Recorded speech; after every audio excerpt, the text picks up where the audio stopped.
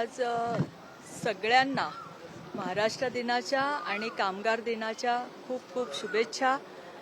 असं आपण म्हणतो की ही पृथ्वी कामगारांच्या हातावर तोललेली आहे आणि हे वाक्य आज सगळा कामगार वर्ग त्यांना मी ह्या दिनानिमित्त शुभेच्छा देते.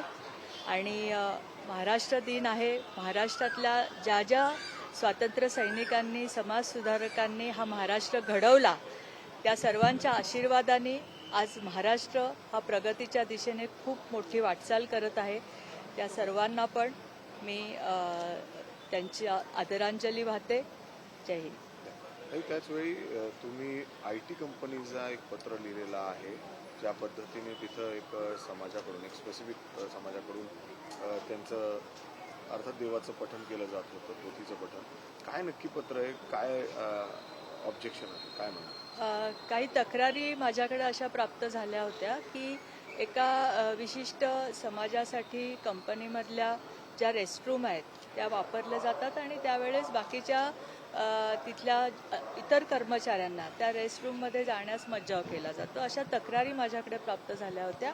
मी पोलीस कमिशनर पुणे आणि पोलीस कमिशनर पिंपरी चिंचवड दोघांना पण, कारण आपल्याकडे दोन्हीकडे हे इंडस्ट्रीयल हब आहेत, त्यामुळे आपण दोन्हीकडे असं पत्र दिलं होतं की याची सत्यता तपासून बघावी. त्याप्रमाणे पोलिसांनी त्यांच्या पद्धतीने सगळे कॉर्पोरेट सेक्टर्समध्ये एक त्यांच्याशी चर्चा करणं किंवा त्यांच्यामध्ये काही हे असेल तर त्यांचे ग्रुप्सनी त्यांच्या भेटी घेणं, ह्या सगळ्या गोष्टी आत्ता पोलिसांनी केलेल्या आहेत. त्यांची जी कॉर्पोरेट मॅनेजमेंट आहे त्याच्याबरोबरच्या पण मीटिंग आता होत आहेत. हा सर्व गोष्टी पडताळून पाहण्यासाठी आत्ता तरी आपल्याकडे काही पुरावा नाही आहे.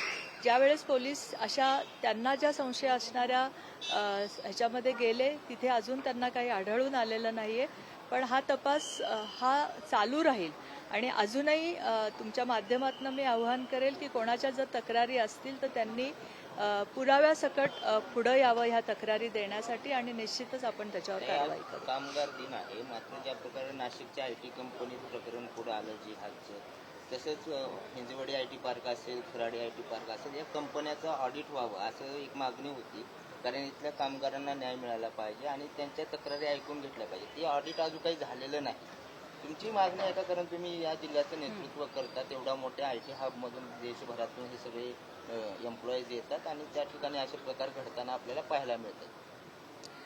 मी तेच सांगितलं की आपण हे बघा, आपलं पूर्ण जसं तुम्ही म्हणला की आज कामगार दिन आहे, आपला पूर्ण जी इकॉनॉमी आहे ही इंडस्ट्री आणि ह्या कामगारांवरच अवलंबून आहे. त्यामुळे आपल्याला ह्या गोष्टीची सत्यता पडताळून घेणं पहिल्यांदा खूप गरजेचं आहे आणि ती सत्यता पडताळली तर निश्चितच कठोर कारवाई आपण करणारच आहोत.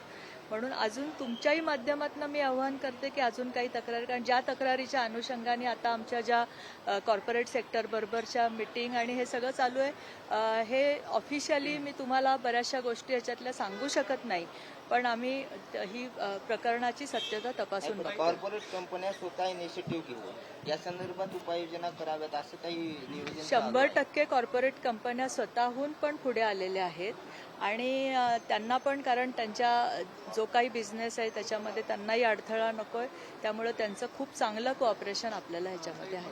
बांगलादेशी महिला ज्या आहेत ते मोठ्या प्रमाणावरती सापडत आहेत. पुणे पोलिसांनी जे ऑपरेशन राबवलं त्याच्यामध्ये बुधवार पेठेमध्ये जवळपास 15 महिला ज्या आहेत त्या 2 दिवसांपूर्वी आढळून आल्या.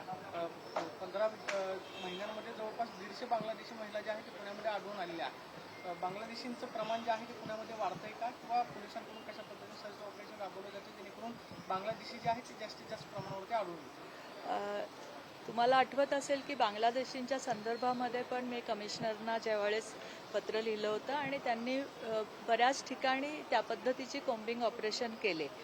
मुळामध्ये पूर्वी की आपण ह्या सगळ्या गोष्टी रॅप करत होतो, आत्ता पोलीस ह्या गोष्टीची कोम्बिंग ऑपरेशन करतात आणि म्हणून आपल्याला इतक्या पद्धतीने लोक सापडतात पण आहेत.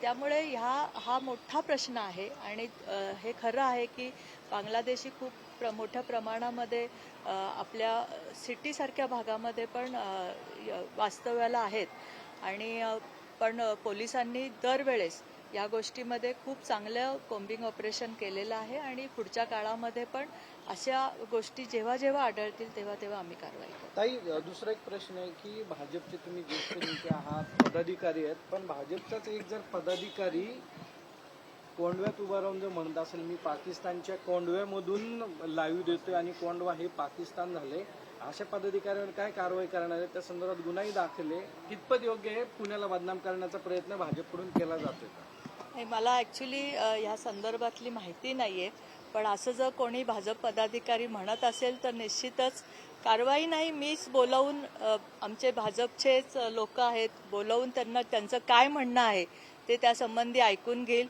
आणि त्याच्यामध्ये पण जर अशी काही सत्यता वाटत असेल तर ती निश्चित तुम्हाला ताई, 2 भाजप नगरसेविकांच्या टक्केवारीवरून वाद झालेला होता. त्यानंतर पुन्हा एकाच वार्डातल्या 2 नगरसेविका आहेत, जातीवादावरून त्या दोघींचाही वाद सुरू आहे.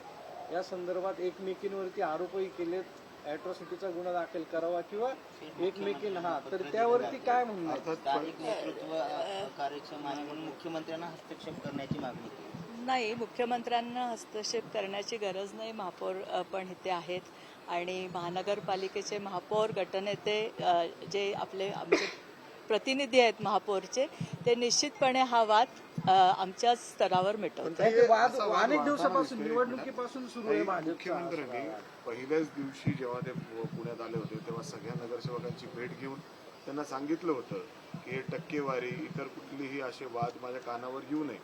मात्र इतर पक्ष सोडा, विरोधी पक्ष सोडा, भाजपचे आपापसातच आता भांडायला लागले ते आणि हे चव्हाट्यावर येते म्हणजे रस्त्यावर हे भांडण.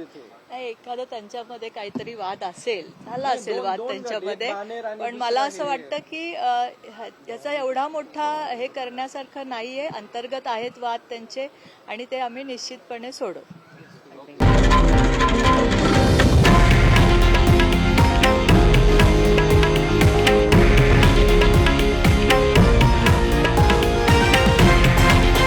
हे आहे देशातील नंबर 1 न्यूज नेटवर्क आणि आपण पाहत आहात TV9 मराठी, एकमेव.